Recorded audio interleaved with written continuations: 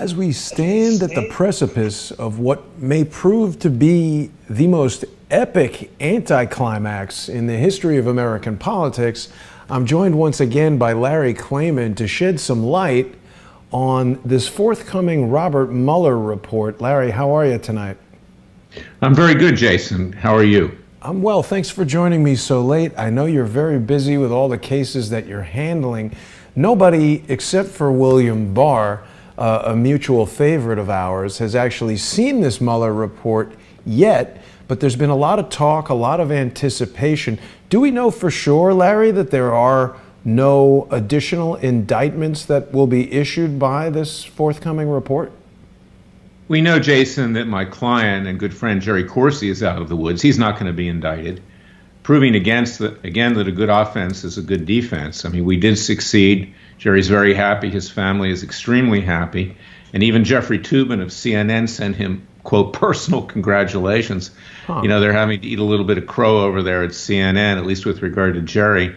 But we don't know exactly what are behind the curtain here with regard to Robert Mueller. It's premature to make any kind of prediction. We do know, based on leaks, that there are 3 sealed indictments. That's not concerning my client, Jerry Corsi, but there may be some Russians out there. There's maybe national security matters, and they may be what hasn't been revealed yet.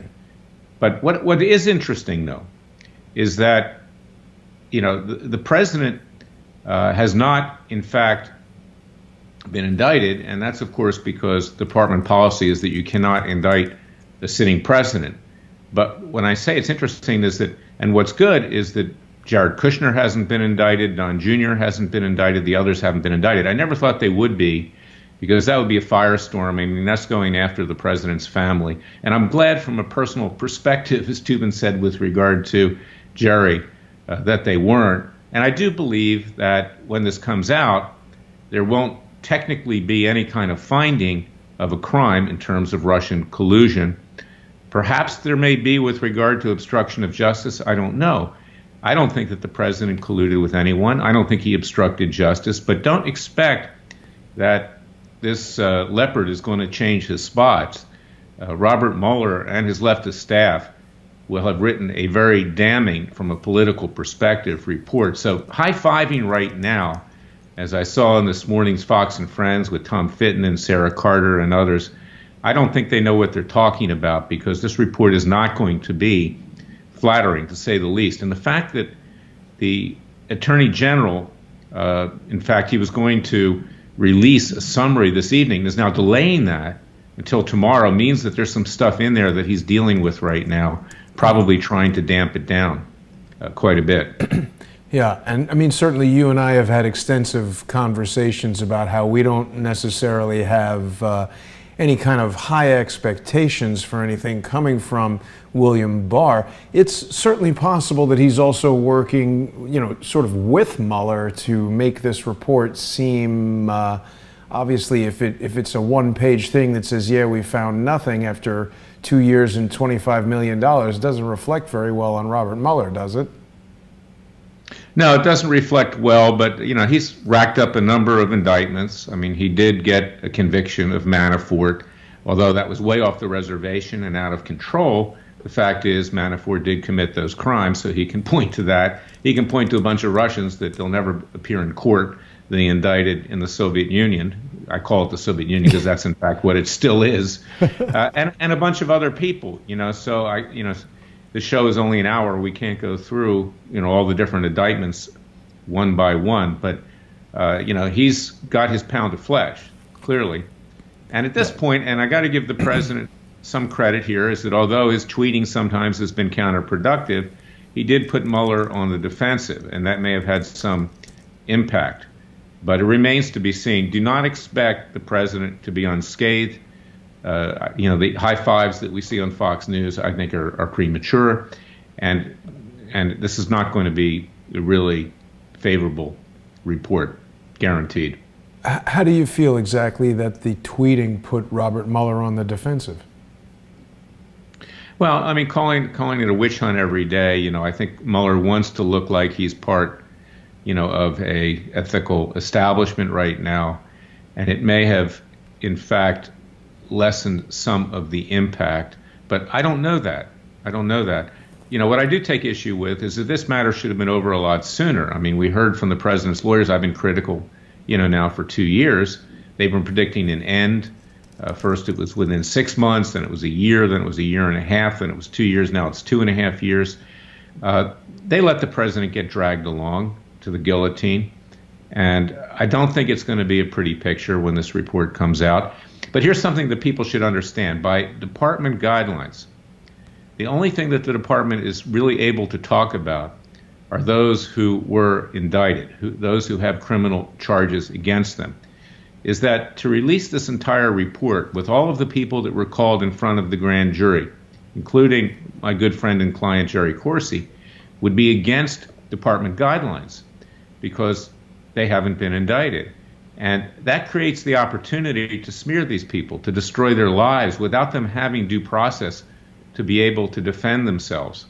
One of the few people who truly understands this, and I have to give credit to him, is Mark Levin. I was listening to him on the radio yesterday. Mark understands because he's a lawyer. But Tom Fitton does not understand. He's not a lawyer. And Sarah Carter clearly is not a lawyer. And people like that don't understand.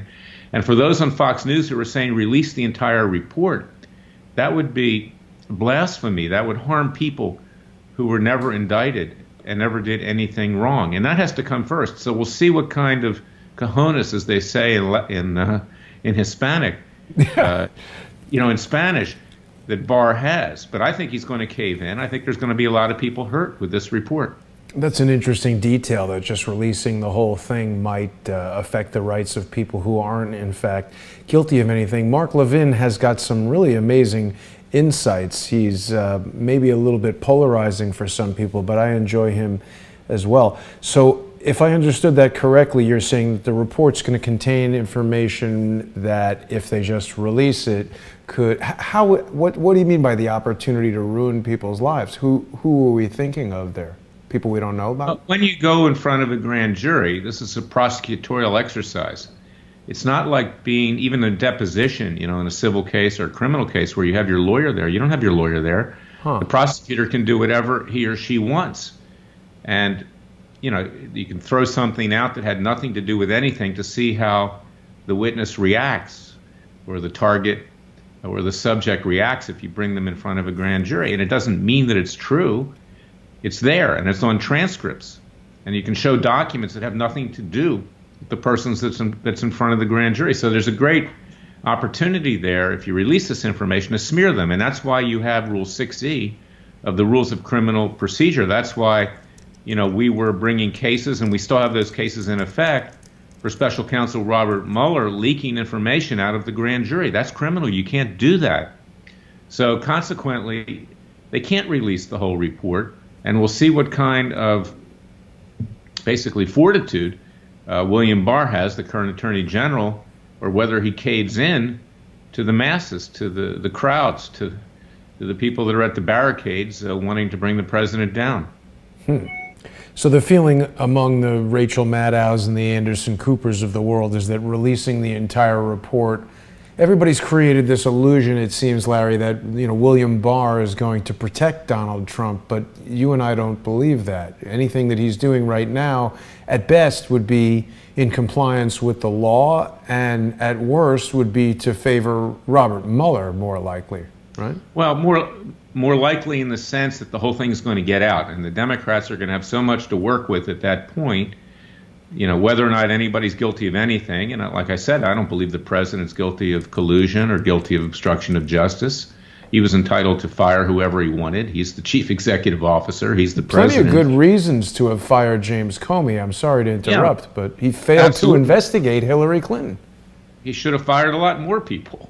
You know, he was held back by his lawyers. I think he should have exercised his authority. He should have exercised authority with the Department of Justice to release information with regard to the FISA warrant and things like that. But, it's unlikely that this report is going to, quote, exonerate the president in the political realm. And you can pretty much be assured the Democrats are going to be at the door of impeachment very quickly, and they have a lot of material that Mueller is going to give them. Now, there is another theory here. It's a very interesting theory. And someone who's close to me, raised this with me today. And just to be fair, Andrew Weissman recently left kind of precipitously before the report even came out. He left in a very public way. He wanted people to know that he was leaving. So hypothetical, did Andrew Weissman push for the indictment of Donald Jr.? Did he push for the indictment of Jared Kushner or even Ivanka Trump or others in and around the president? Did Barr stop him from doing that because Barr had the authority to do that, figuring, okay, the report is enough, well, I'll just let that come out? That's an interesting theory as to why he basically left so publicly before this report even issued. So we'll see what Barr did. You know, I'm an optimist in a sense, Jason. I don't want to condemn people just for the sake of doing it. When people hear me on your show and other shows being very critical, it's because I've reached critical mass. I get to the point where I get frustrated and I just can't stand the bullshit anymore, consequently. I hear you. Yeah. You know, and that's why I go after Fox, because they're two-faced. I mean, look at what they've done, you know, just in the last few weeks. They've, you know, banned Jeanine Pirro to purgatory because she talked about the fact that Ilham Omar may believe in Sharia law. Well, Ilham Omar does believe in Sharia law. In fact, she said that herself, you know, and those kinds of things. And then they hired Donna Brazile, who's a criminal, who fed questions to Hillary Clinton during the 2016 debates. They, you know, put on the board of directors of Fox, the new Fox that's been carved away from 21st Century Fox as part of the merger with Disney. They put Paul Ryan on there. What could be worse than to put that Judas, that two-faced twit, for lack of a better word, that basically stabbed the president every step of the way, on the board of directors of Fox? And then just yesterday they hired somebody, some Democrat lawyer, you know, to be their legal counselor. I mean, it's unreal. So, yeah, I got to speak out about stuff like that. I got to speak out about Fitton, who's not a lawyer, who gives legal opinions, who, you know, pounds his chest all the time because, frankly, I don't think he's very ethical. I mean, that's the bottom line. So I'll say that. But let me say good things about people, too, because I do believe there are some people out there that are good people like you and others who deserve much greater respect than what we all get, because you're in the trenches. You're doing the hard thing. Laura Loomer is another one, okay? My clients are people who don't get the respect, who are good people, you know, like the Bundys, like Sheriff Joe Arpaio, like Judge Roy Moore, you know, and people like that. And Jerry, he never got the respect that he deserves. He's never been wrong about anything, frankly. He withdrew an article that he wrote recently just because it was based upon information that the Washington Times had published, and that turned out not to be correct. He had a right to rely on that at the time. So, you know, this is the situation that we have today, is that I want your listeners to understand that you're a real person. You believe in what you're doing. And sometimes, you know, we should say positive things. And it's possible that Barr may be doing the right thing here, but let's wait and see. Yeah. And, you know, you remind me, Larry, that we want to tell people about freedomwatchusa.org. The work that you and your team are doing is not being done by anybody else. So viewers of Crowdsource the Truth should go over there and financially support Freedom Watch. You brought up Laura Loomer, and of course, Laura has been banned from Twitter. She has been doggedly pursuing Ilhan Omar and some of the more corrupt members of Congress, and Keith Ellison, who became the state attorney general in Missouri, or was Minneapolis? Where was it? Minnesota. Minnesota, sorry, that was terrible. But so Laura's got her, you're retooling the Twitter case. We've been hearing a lot about Devin Nunez suing his cow. Any new developments in the case of Laura Loomer and the class action that you're bringing against Twitter? Well, yeah, we are retooling it. We're going to refile it. I'm going to make a strategic decision whether to refile it in front of this judge, Trevor McFadden, who doesn't seem to have the guts to do much of anything, a Trump appointee for that matter. Republican establishment recommended, unfortunately. He's probably a very nice man, but, you know, that's Washington. There are very few judges that have the guts, so I may file it in a different forum, in a different setting. It wasn't dismissed with prejudice, and he came up with this concept that in his mind our claim was not plausible. Well, you know what? That's not the standard at a 12b6 motion to dismiss. If we plead a cause of action, and that complaint was very specific, and you can see it at freedomwatchusa.org, you have to let it go to discovery. So how can you dismiss it even without prejudice? That means not forever. Before you allow for discovery, before we get into the files of Google, YouTube, of Twitter, of Apple, of Facebook, of Instagram, and the others. You can't do that. Yeah. But these judges don't want a hot potato in their courtroom. They don't want controversy. A lot of them want to go up to a higher level. They want to go up to the appellate court, or maybe someday even the Supreme Court. Kavanaugh was like that. They're all like that. Very few, not all, but there's a handful in my life, like I said last time, that aren't like that. But 99% are like that. They're politicians in robes. And that's why the country's gotten to the point where it is. You've raised a great point, Larry. I've actually misspoken by referring to this as a suit against Twitter. What you've done is you looked at the legal minefield involved in bringing any action against these social media firms because they are protected by the Communications Decency Act, Section 230. They can hide behind that. It's been virtually impenetrable. There's been almost no success whatsoever from anyone who's brought a civil suit against a social media company like that. The approach that you've taken is to focus on the antitrust aspects of what these companies appear to be doing.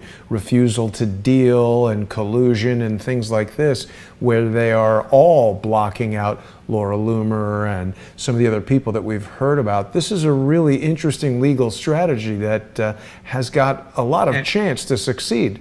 And monopolization, okay? You know, the president himself has said that there's collusion here. There's restraint of trade, an agreement and restraint of trade. Others have talked about the monopolization of this social media industry. It's monopolization. Not only does Google, YouTube have a very large market share, but so does Facebook in particular. And together they form an oligopoly and are acting in concert to restrain trade and to monopolize this entire market. You know, Europe is actually more, I don't want to use the word progressive because in the United States progressive has a certain connotation. Right. But Europe actually, who copied our antitrust laws after World War II, as I explained last time, and I worked for the European Union's competition directorate as a young lawyer, as a stagiaire or an intern. I worked over there in DG4. And of Aurelio Papalardo, he was the chief, a very bright guy, is that Europe says abuse of a dominant position can be an antitrust violation. In other words, when you acquire that kind of market power, then you have a responsibility to the public not to discriminate, not to let competitors come in and bundle your product. I believe it was Google, YouTube just got hit with a large fine of $1 billion. $1.7 billion. Right, in Europe, because the way they structure their different technological tools, they exclude competitors because of their market power from participating in their network. And Europe says, no, that's not right. Europe is right about this. Now, unfortunately, Europe usually finds American companies and not their own, you see. Yeah. So there's a politic there. But our antitrust law, in theory, works the same way. It's not as explicit. But we have to start using our antitrust laws. I'm a big believer in competition. And unfortunately, and this is interesting, you know, there's a large portion of the conservative movement that doesn't believe in competition, just like they don't believe that mass surveillance is something that's wrong. And this is where I buck heads against the conservative movement, even though I'm a conservative, because competition is what made this country great. That's what created capitalism. And we need more competition. It was Teddy Roosevelt who invented the antitrust laws. We know what a great president he was, how strong he was. Right. And the reason that antitrust was forced upon the Europeans, in particular the Germans, is because in the days leading up to World War II, it was the German industrialists who colluding came together, who supported Hitler, who were his sponsors.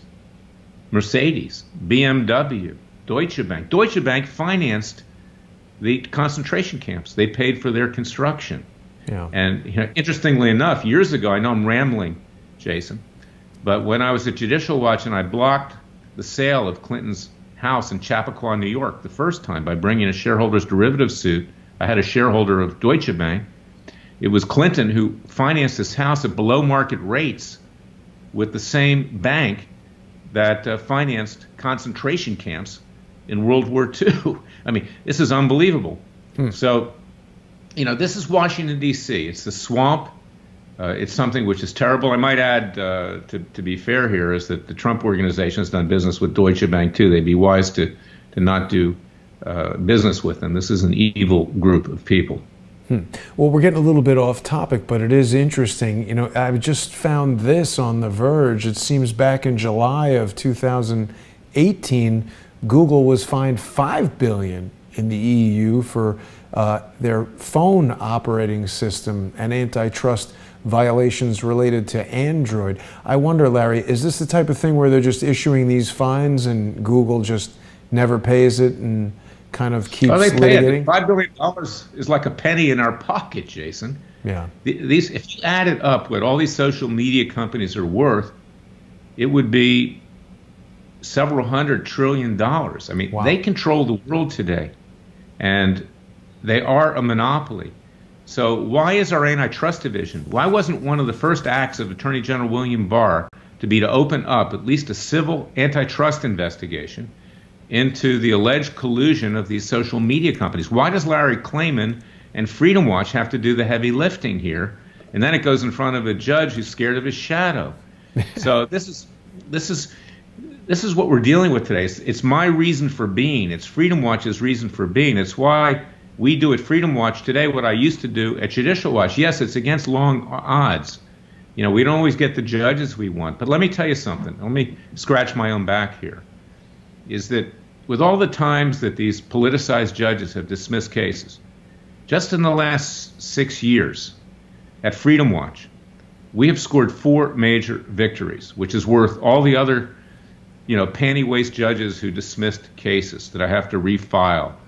First of all, we enjoined the National Security Agency under Obama twice from illegal mass surveillance. That gave rise to a new law, the USA Freedom Act. And of course, they're violating that too, so we're still in court over that. Secondly, we were the ones that filed the first case against Obama's illegal amnesty for 5 million illegal aliens. And it was the 25 states that later brought a lawsuit that copied our complaint. We then intervened in their case when an Obama appointee, Burl Howell, dismissed our case in the District of Columbia. We went all the way to the Supreme Court with those 25 states, and we won. And we killed Obama's executive amnesty for 5 million illegal aliens. Then we won the Bundy case. I was behind the scenes doing that. I was doing other things, but I was instrumental, along with Ryan and others, in winning that case. And now, of course, Corsi, which maybe is the best legal and most satisfying victory I've had in addition to the Bundys. Because, you see, I call myself special prosecutor with Larry Klayman on my radio show, but you know what? I'm also special defense counsel. So I know this is a little bit of scratching my own back here, but those are 4 major victories. Now, where do you hear about that on Fox News? Where do you hear about that kind of stuff? You don't. And this is why Freedom Watch is so important. It's why you're so important in what you do. You're an investigative journalist. You allow me to talk to the American people because these are major victories, and we are the People's Justice Department. It's not Judicial Watch. I mean, documents are great, but you got to do something with the documents. They don't do much of anything with the documents. We're taking risks here, and that's what we've got to do with this antitrust lawsuit. We're pushing hard, and the European Union, is doing the right thing with regard to these American companies. The problem is they do it mostly with regard to American companies and let their own companies get away with murder. In the United States, we don't do anything here, so at least they're doing something. Yeah. And, Larry, there was just this article yesterday in the Washington Examiner, which is talking about President Trump's reaction to some of this. He totally opposes the regulation of social media companies. I don't know that we're talking about regulating them so much as removing this blanket indemnity afforded by the Communications Decency Act, Section 230, an over 20-year-old law that was written to deal with dial-up modem bulletin board systems that had nowhere near the pervasive nature and influence on day-to-day life of average people that these social media companies have. So it certainly needs some revisiting. I'm just surprised that Devin Nunez is taking the route that a normal citizen would take rather than, as he could, as a sitting congressman, introducing some legislation. I tweeted at Makan Del Rahim, who is the Assistant Attorney General in charge of antitrust, and I asked him, when will the DOJ begin an antitrust investigation into social media companies, including their refusal to deal with Alex Jones, Laura Loomer, etc. And Devin Nunez is simply suing Devin Nunez's cow. Well, I don't know. Maybe antitrust law doesn't exist under Sharia law. I don't know.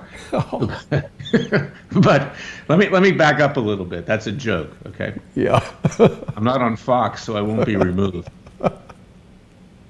Okay. But the reason for antitrust law, you raised a very good point. The antitrust law is the exact opposite of regulation. So going back to the breakup of AT&T, and I was on the trial team that broke up AT&T back in 1970s, late 1970s. Shows you I'm, getting up there. Okay, even though I only look like I'm 35. I'm joking, of course. But it's open mic night at Freedom Watch.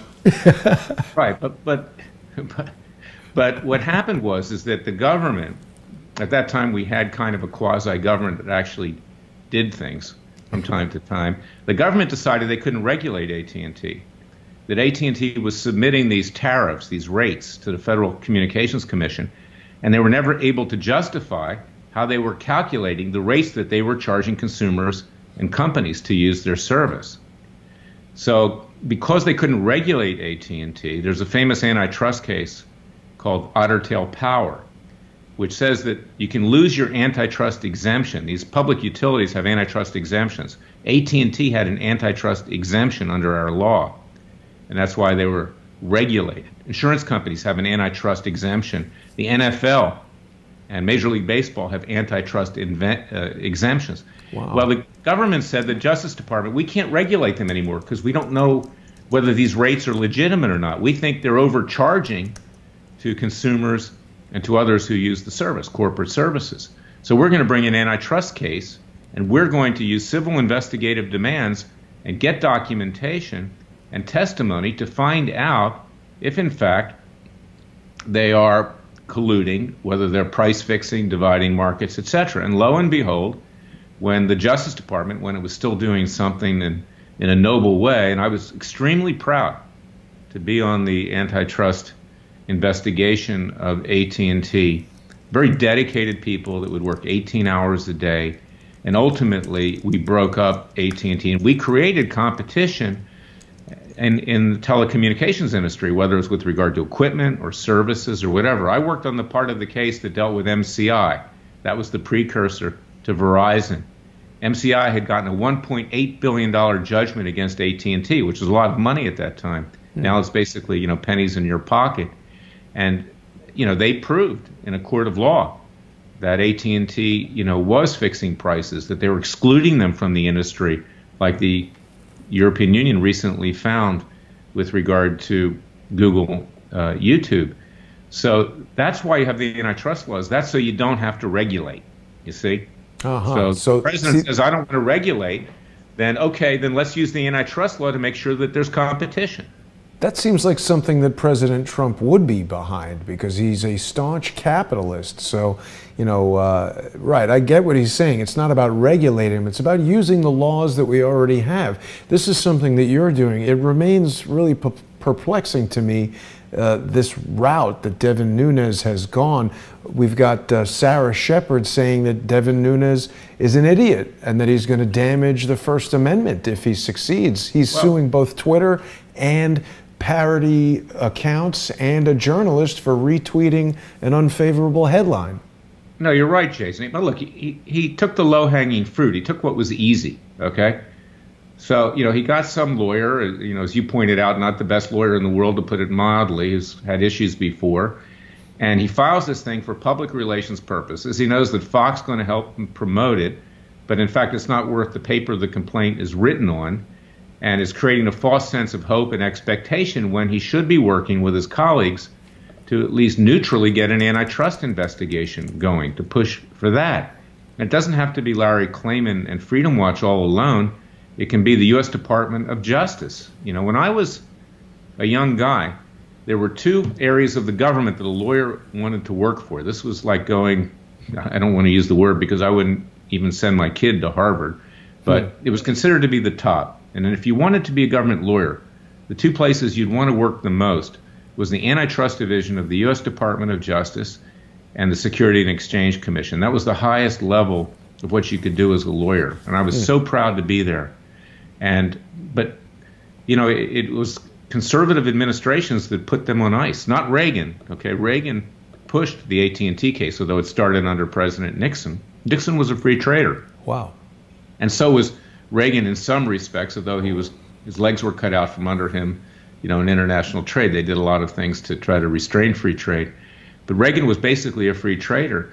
But the Republican Party after that became very protective of these large corporate interests. The Democrats, love the union interest. The Republicans use the large corporate interest, and they dominate. They scratch the backs of the Republicans. They help them get elected. And, of course, they didn't like the antitrust laws, and the antitrust laws went by the books by and large, in terms of by and large, by government enforcement. Now, the antitrust laws were always still there for private parties to use. And that's why I'm using it today when the Justice Department is doing nothing. And I would like to see, these social media companies broken up and create some competition, as well as to be regulated through antitrust law, not through regulation, to not fix prices, not divide markets, not to discriminate against conservatives, people of faith, and others, but to, in fact, compete on a fair basis. Yeah, and I mean, what you're describing to us kind of illustrates how complicated the law can be. It's not about just, I'm upset at this person, they've said something defamatory, let me sue them. Because if this is intended to be PR for Devin Nunez, I think he needs a new PR company. The Fresno Bee, his hometown paper, is just reporting yesterday that Republicans in the town there are rescheduling their annual dinner after the Nunez Twitter beef explodes. So there's no shortage of puns coming out now that Devin Nunez has sued the parody accounts Devin Nunez Cow and Devin Nunez Mom. So if this was Jason, intended... this is really true. If you ever want to hire a lawyer, and maybe I'm kind of making a case against myself in some ways because I'm very well known, and half the country loves what I do, the other half doesn't like what I do so much, depending on political ideologies. But the best lawyers and the best doctors are not the ones that appear in airline magazines. Okay, right. They're the ones that you don't even hear about. Okay, right. and they're out there, and unfortunately, cable news networks like Fox News, they seize onto people, they make them a quote star, but these are not the best and the brightest.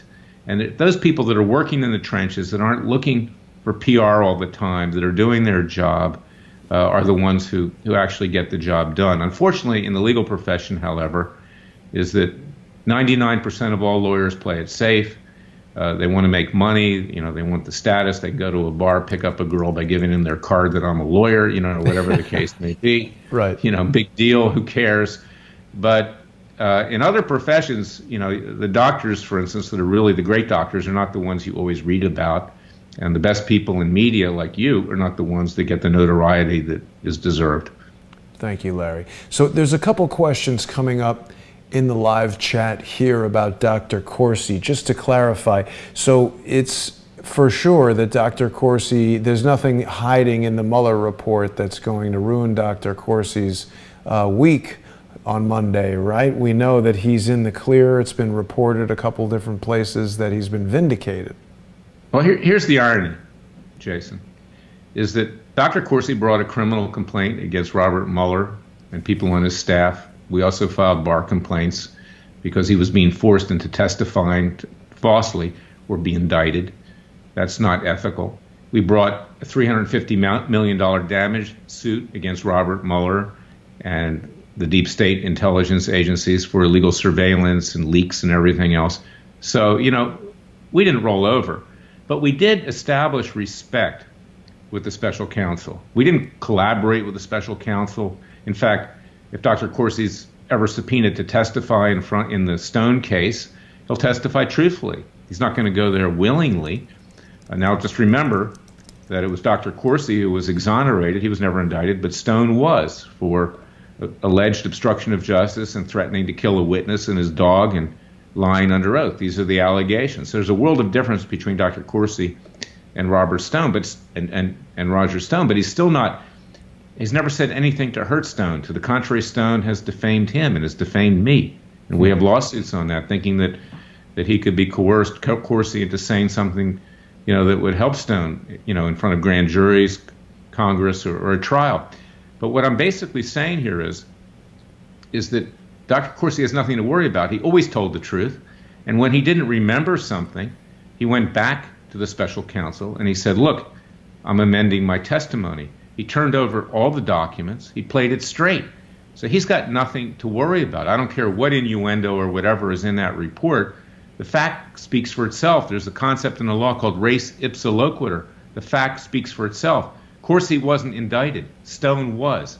That's a world of difference. And if you play it straight, same thing in any aspect. When you're dealing with the government, you always tell the truth. It's not a crime sometimes to, do things that you may in fact be criticized for. But if you tell the truth, you'll never be found to have committed any crime in these kinds of situations. So I'm confident that Dr. Corsi, has not only been exonerated, but he has the rubber stamp of the special counsel. But one other thing I want to say, which is very interesting, is that when we brought these lawsuits against Mueller and filed these complaints, that we established a certain respect. It's kind of like, I remember when I was in third grade and I switched schools from Philadelphia, a very rough school, to the mainline Philadelphia. And the first day, someone by the name of Chris Caswell hit me in gym class, okay? And I was taught to fight, and I fought back. And we became good friends after that. Well, I'm not saying that we became friends with Robert Mueller. We don't collaborate with him or anybody else, but you establish respect when you stand up for your rights. And from the point that I came into this case for Jerry Corsi, from the point that we filed these complaints, is that Aaron Zelinsky of the Office of Special Counsel was extremely respectful to me and to Corsi. And I think he understood that he was dealing with someone that wasn't going to be rolled, that wasn't going to be turned. And that's the way you have to deal with the government. You cannot let them think that they have you. You can't let them think that you're going to roll over. You can't it's like a dog. When you go down the street, if there's a vicious, rabid dog and he thinks, and you think that dog's going to bite you, and the dog sees that, the dog will bite you. Yeah. And that's the way we handled this case, is that we established the respect because we pushed back, and we never collaborated with the special counsel. We never collaborated with anybody on the Democrats, but yet they respect us because we know that we can't be rolled. Yeah, absolutely. The only way to handle a bully is to punch back. So that's good to hear, Larry. I think everybody is pleased to know that Dr. Corsi has navigated this rough patch relatively unscathed. Obviously, he's had the emotional stress of dealing with it, and hopefully it's close to an end. Shifting gears just a bit, now, Larry. let me add there, Jason, I do a little bit of an advertisement. It put him on his financial needs. Yeah.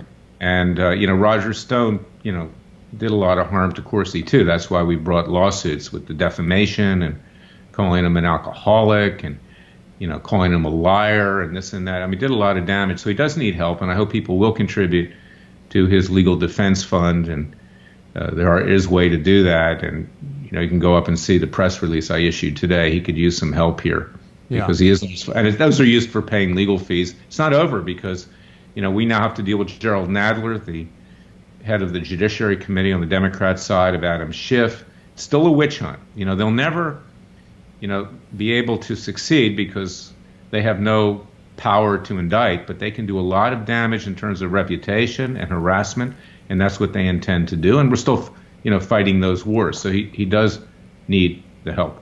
Let's talk about Adam Schiff for a moment, Larry, because it seems pretty clear from everything he's said and everything that he does, and even from the bizarre way that his eyes bug out of his head basically all the time, he's intent on carrying on this smear of the 45th president of the United States. And what are the legal implications if this Mueller report comes out and says we've spent 2 years investigating and have found no evidence of crime?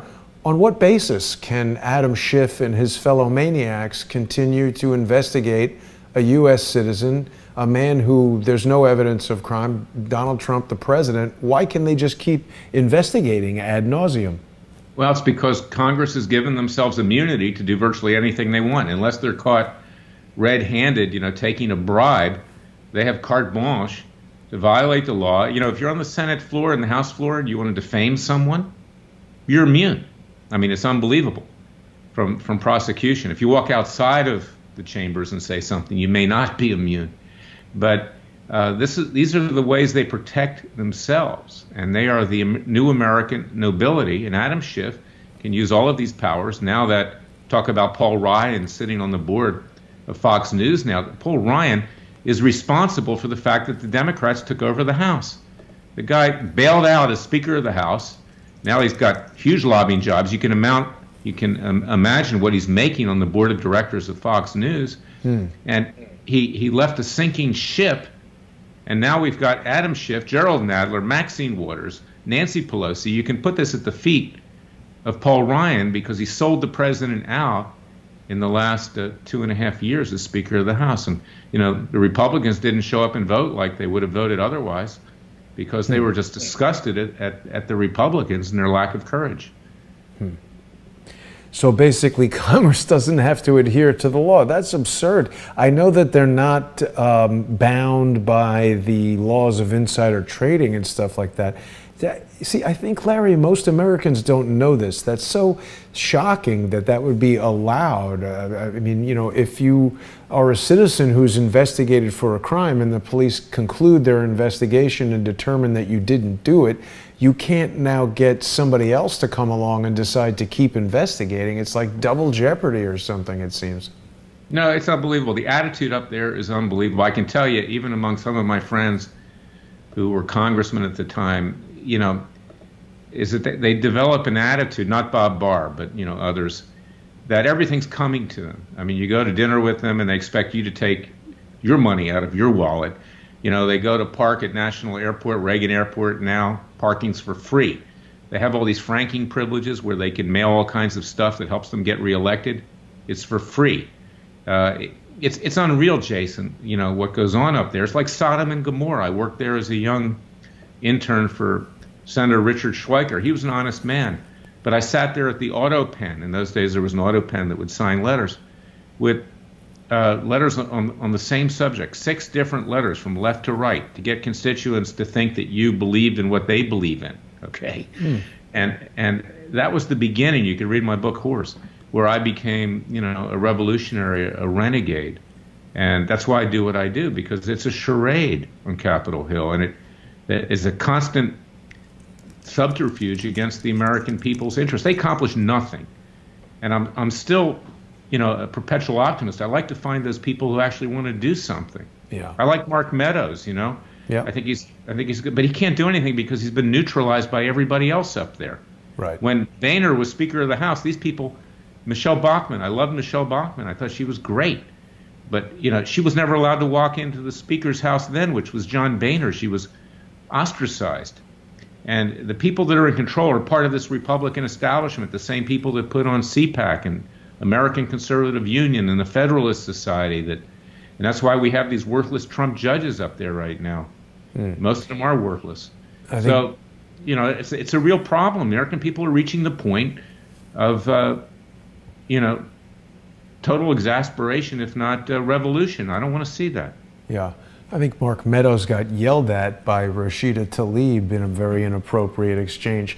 Larry, Margot's just shared with me from the Discord chat on patreon.com this CNBC article, which was earlier today, claiming that Barr is reviewing special counsel Robert Mueller's Russia report with Rosenstein. Isn't that unbelievable? Why would he be doing that? Rosenstein's still there, and one of the things that my radio show this week, I hope people will go listen to it at freedomwatchusa.org. You can find it at radioamerica.com. I announced that the first person indicted of our citizens' grand juries, which are going to be starting in the next few weeks, I was actually working on that this week, that's why I was so busy, is going to be to indict Rosenstein. He's a traitor. Yeah. And he's the one who was going to wire himself to try to get information to use against Trump to convince. That's unbelievable. He's a traitor. He's a disgusting human being. And they left him there. You know why they left him there? Why? There's an old adage: keep your enemies close. Right. Okay. They figured he'd do more damage on the outside than keeping him there, but he shouldn't be sitting there with Attorney General William Barr right now. And that may be some of the difficulty that Barr's having in coming up with a summary of what went on, because Rosenstein rubber stamped everything that Mueller wanted. Everything. He's the one who had him appointed. Rosenstein is a holdover from the Obama administration. He was U.S. Attorney for the District of Maryland. You know, he's a wolf in sheep's clothing. He's no Republican. He's no conservative. He's a traitor to this country. Let's talk for a minute, Larry, about how Rosenstein actually appointed Robert Mueller in May of 2017. Now, back when you became the first attorney to receive a judgment against a sitting president of the United States, against Bill Clinton for perjuring himself. And of course, Kenneth Starr was the special counsel who was investigating Clinton allegations of lying under oath and so many different things that Bill Clinton was doing. There was actually a statute that regulated the appointment and the operations of a special counsel, but it's changed since then. Can you describe for the viewers a little bit about how things are different now and why Rosenstein was able to appoint Mueller without Senate confirmation and all that? In reality, Jason, it's not that much different from the independent counsel law. That was a particular law that Democrats and Republicans put into effect after the Nixon era. Okay, so you'd have an independent person doing investigation. In theory, that's a good idea, but you've got to get the right person.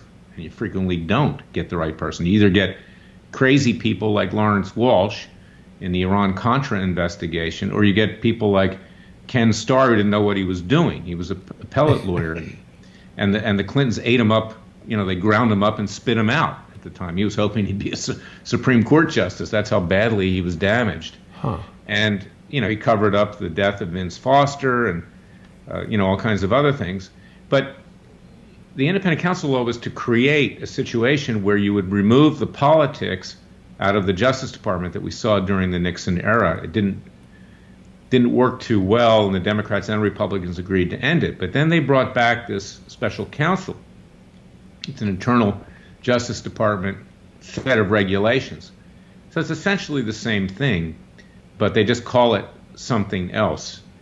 But it's not governed by law anymore. It's just a policy. Is that the difference? Yeah, it's not congressional, and it's a policy inside of the Justice Department that was created to allow the Justice Department to have independent analysis and prosecutions of various things. Well, you know, I'm misspeaking a little bit. You know, there is a congressional statute, but it's very, very loose. It turns over the authority to the Department of Justice. So the Justice Department decided the rules of the game to play by. I was going to say, it sounds to me like this is just another way for them to sort of do whatever the hell they want.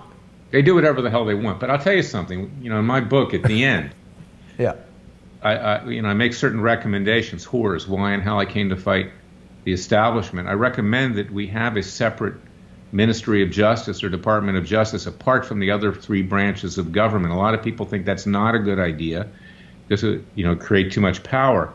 But look at Israel, for instance. Israel has its Ministry of Justice separate from the rest of the government. Israel, contrary to the United States, has held prime ministers accountable. Now, sometimes it gets out of control, like it is now with Netanyahu. They're indicting him because his wife, you know, hired a caterer, you know, to cater people at the prime minister's residence, or, you know, did a few minor things with regard to the media there so we get good press coverage. It can be out of control.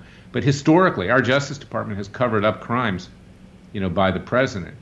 And that is a problem, and we need to come up with a new system with honest people who don't play the game that Mueller played or play the game that Lawrence Walsh played, you know, to the crowd. There was another one, I forget his first name, Patrick, you know, in, you know, dealing with Scooter Libby, who wound up indicting him, and he actually should have indicted Dick Cheney instead of Scooter Libby for what went on with Valerie Plame. Right. But that's what they do. They usually indict the low-hanging fruit here, you know, middle-level people, and they leave the higher-ups to fend for themselves. Right. So, Larry, just back to social media for a moment. There's a little bit of a shift. There was a dust-up I guess this was kind of in 2018 when we heard that there would be various bodies policing the internet for so-called fake news. And one of those was the self-proclaimed anti-hate group, the Southern Poverty Law Center. They've been having a pretty rough week. Their surprisingly Jewish founder and CEO, a guy named Richard Cohen, has announced that he's resigning, and he's not the first of their top management to go. What do you know about this Southern Poverty Law Center shakeup? I've been up against them for many years. I basically ignore them because I never had any respect for them, and they've, in my view, they're a bad joke. But they name anybody who's a conservative and is an activist as part of a hate group. That's what they did. Now we know that they're actually the hate group. They hate people of faith. They hate conservative Jews. They hate evangelicals. They hate anybody who isn't like them. And now they're crumbling for alleged financial irregularities. And, thank God the Wicked Witch is finally melting because they're a hate group themselves. And, it's what we talked about in the last show, Jason, is that I'm very proud of my heritage. I've said that many times, being Jewish, also being Messianic. I'm a Jewish Christian, in effect. But the Jewish left is very destructive of the Jewish people. It's very destructive of Israel. These people hate Israel. They want it destroyed. To me, it's more than an embarrassment to our people. It's something that we need to address, and that's why I formed the Coalition of the Jewish Right, because I don't want the American people or people throughout the world to think that Jewish people are this way. They're not. The great majority are not. But there is this leftist bunch, starting with Karl Marx, going on to Leon Trotsky, Saul Alinsky, and there are people like that who have been very destructive of our people, and they've been very destructive of this country, and they're fomenting anti-Semitism because people are seeing this, and they're saying, oh, this must be the Jewish people. Well, it's not the Jewish people any more than Jesus Christ, should have been crucified because he was a Jewish rabbi. Okay, so this is what we're dealing with today, and I want to address it. I want to legally eliminate these people, frankly. Yeah, well, I mean, certainly Mr. Cohen in the photographs there, he doesn't look anti-hate. He looks pretty pissed off to me. Yeah, well, he's got a few problems. Let's say we don't wish him well these days. Yeah, I mean, there were also allegations. Sorry? Yeah, I also get a laugh at Right Wing Watch because, they're always poking fun at me and this and that. Wonket is another one. I mean, they're just very hateful groups out there. Yeah. Daily Beast. I mean, I've sued them recently. Daily Beast is an interesting publication. Right Wing Watch. The Nation. Let's not forget about The Nation, who are a bunch of communists. I mean, it's unreal. Yeah. Right Wing Watch did us a pretty good favor last time we had Laura with us, Larry. They published our interview right on their front page, where Laura had basically said she had no sympathy for Jamal Khashoggi, and I think this was counter to what they were trying to do, because they published the photo of Khashoggi holding the rocket-propelled grenade and standing there with the Mujahideen, a photo perhaps that not everyone had seen. So thank you to Right Wing Watch for helping us to get the word out there. We're getting pretty close to the end of our hour here for today, Larry. Was there anything else you wanted to cover before we wrap it up tonight? Well, I just want to say that, thank God, because Jerry Corsi is a great man. He's got a great family, his wife, his children, his stepchildren, and I really am thankful that he was exonerated and not indicted. And, yesterday, I'll tell you something, even the left, I mean, I try to reach out to them. I try to tell them that, we will treat you with respect if you treat us with respect. I even sent a little email to Jeffrey Toobin, who's going after me after all these years. And I said, look, I appreciate the fair commentary that you made on CNN yesterday. Interestingly enough, CNN played it more straight than Fox did yesterday after this thing came out. You can go back and look at Anderson Cooper's show, because they realized that they stuck their neck out, right, that they went way beyond what they should go, and they wanted to keep some degree of credibility. And even Jeffrey Toobin sent me an email today, and Jerry Corsi, and said, from a personal perspective, I'm happy for you. Of course, he wanted Jerry strung up from a professional perspective. Right. earlier, but at least we got that out of them. So, But you raise an important point, Larry, because Dr. Corsi has really been a pioneer in the world of independent media, alternative view, news, whatever you want to call it. But he's been out front. And I mean, listen, I know there's a lot of ongoing legal stuff with InfoWars, but I personally feel badly that there's been all this disruption in InfoWars. Alex Jones, irrespective of how people feel about him personally or his delivery, has also been a real pioneer. So I think aside from all of the personal and legal struggles that these individuals have had, there's a lot of blood on the road, so to speak, as far as the impact this has had on independent media and what implications that might have for the 2020 election. Well, that's right, and that's why what you're doing is so important. So I urge people to support Crowdsource the Truth, and please support freedomwatchusa.org. Support Dr. Corsi. Support Clive Bundy Defense Fund.org, because we're fighting uphill in that one. We're trying to bring in the whistleblower that said there was a kill list on the Bundys to open up the record. Because if that's reversed and we lose at the trial level, again, the Bundys, could undergo life imprisonment. So we need to keep fighting. So far we've won, but we can't let our guard down. Absolutely. So there's a lot of important cases ongoing at freedomwatchusa.org. I think everybody watching Crowdsource the Truth is really proud of the work that you and your team are doing, Larry. I think I know the answer to this, but Spanman is asking if you support AIPAC. I think you've said in the past that you don't like AIPAC. Is that correct? It's neither. I don't like lobbyists, okay? But AIPAC does some things which I think are positive. Okay, Israel does need support. I'm not like AIPAC. I wouldn't be a member of AIPAC. I don't go to AIPAC. But if people are supporting the state of Israel and they need the help, and you can see what's going on today, I think that's a good thing. And I don't think they're, in and of themselves, there are not, all the people there are not bad people. Yeah. All right, Larry. Well, thanks for taking the time. I know it's getting late where you are over there, and thank you for taking the time out of your evening to help explain some of these things. In 1 hour from now, I'm going to have a retired Secret Service agent and former U.S. Customs and Border Protection agent John Carmen with me, so I hope people will tune in at 10 o'clock Eastern. And John asked me to say hello, Larry. I'm not sure if you remember. Do we have John? 30 seconds? We do, absolutely. Please. Okay. Years ago, the head of AIPAC was the hand-picked political hack of Barack Obama.